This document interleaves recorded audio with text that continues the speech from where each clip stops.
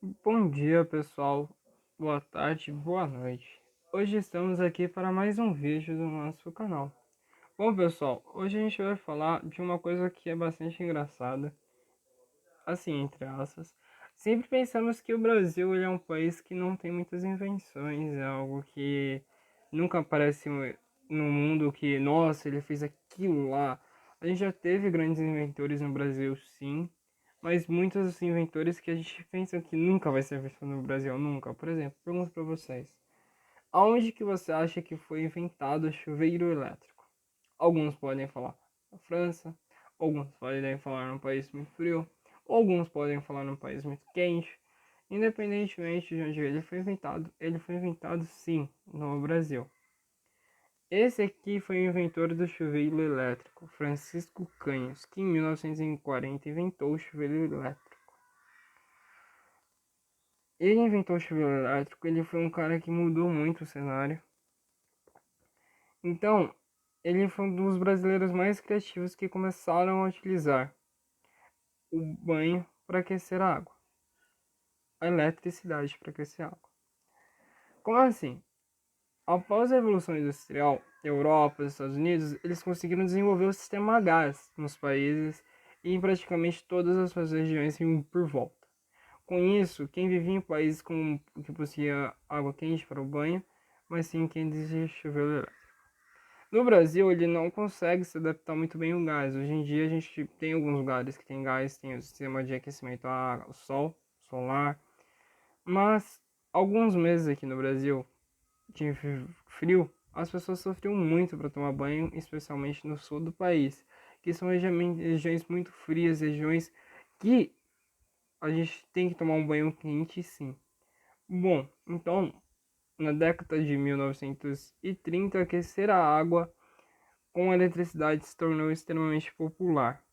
E foi aí que esse cara conseguiu, em 1940, inventar essa bugiganga, essa gambiarra, que se popularizou muito no mundo, no Brasil, mas esse primeiro chuveiro elétrico, como a gente pode ver, ele é um negócio extremamente rústico, extremamente perigoso. É, perigoso. Eles eram bem simples e eles eram constituídos basicamente com um resistor feito de um empilado composto por um níquel ou um cromo, que são metais que têm um alto ponto de fusão, ou seja, vai dar ruim. Quando esses metais eram aquecidos, eles trocavam calor com a água, deixando a água quente imediatamente, tá? Era assim que funciona. Ó, vou mostrar aqui um negócio mais fácil. São muito difíceis de encontrar esse chuveiro hoje em dia. A parte externa que a gente consegue ver é basicamente o que conhecemos atualmente, uma carcaça cheia de saídas de água. Mas esse chuveiro ele é extremamente complicado de você encontrar hoje em dia, uma versão dele. Eu encontrei para vender, estava extremamente caro. É só colecionador mesmo que vai querer colecionar isso. Eu encontrei, estava um preço extremamente elevado, impagável até se você for pensar para um chuveiro desta época, mas se você é aquele cara que gosta de colecionar isso, é este modelo que a gente tem. O, o chuveiro de hoje em dia, como você pode ver, ele é bem mais tecnológico, ele mudou muita coisa, você consegue controlar a temperatura que ele vai sair, se você quer deixar gelado ou quente. Ele tem um conforto maior, que se você pega o tamanho daquele com esse é totalmente diferente mesmo. E agora o próximo inventor é o Roberto Landau de Moura. Ele foi um padre católico e inventor brasileiro. O que eu achei mais engraçado na história das invenções brasileiras é que a maioria das invenções foi por um padre católico. Esse daqui ele foi um pioneiro na transmissão da voz humana sem fio, um rádio de emissão e telefonia por rádio.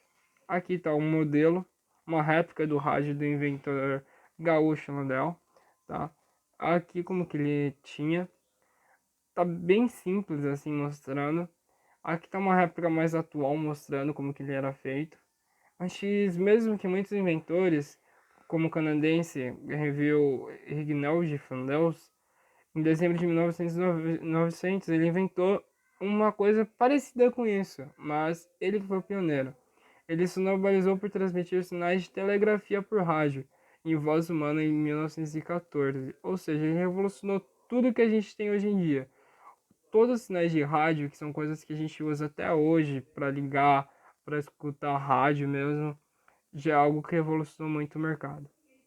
Bom, agora esse cara, muito lindo, como vocês podem perceber, ele inventou uma coisa que você não vai acreditar que foi criada por brasileiros. Eu estava aqui estudando sobre isso e eu vi, radiografia foi criada por um brasileiro, Manuel de Abreu, pesquisado durante muitos anos.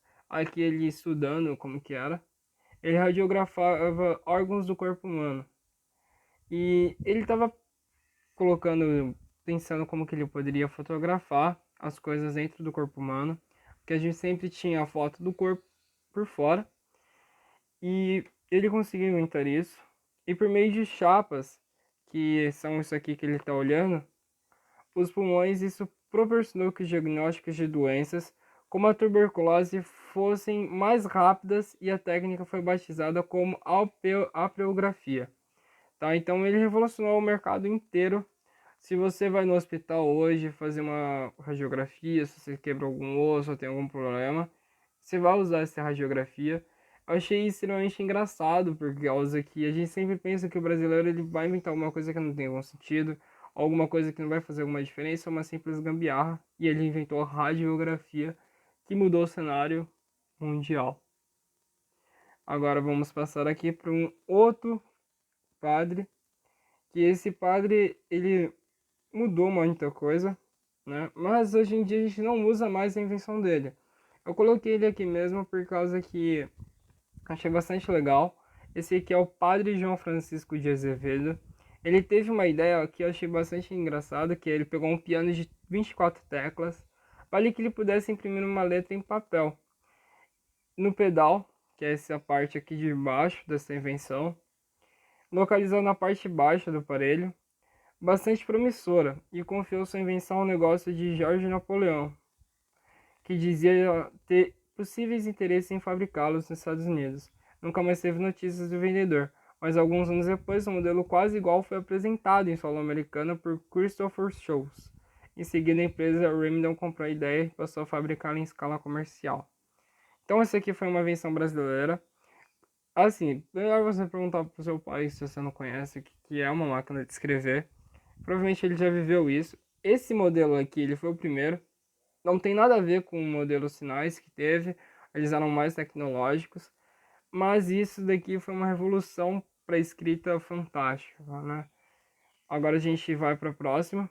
O que eu achei também mais bacana, que mudou todo o mercado de carros automobilísticos, que foi o José Braz Araripe. Eu não consegui achar uma foto dele muito visível.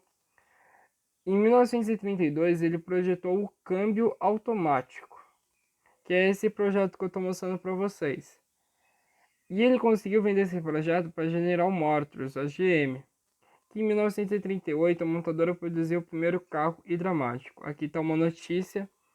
Aqui na ponta, onde está esse rapaz, ele está mostrando como funcionava o carro hidráulico. Mas você me pergunta, atualmente, o que é um carro hidráulico?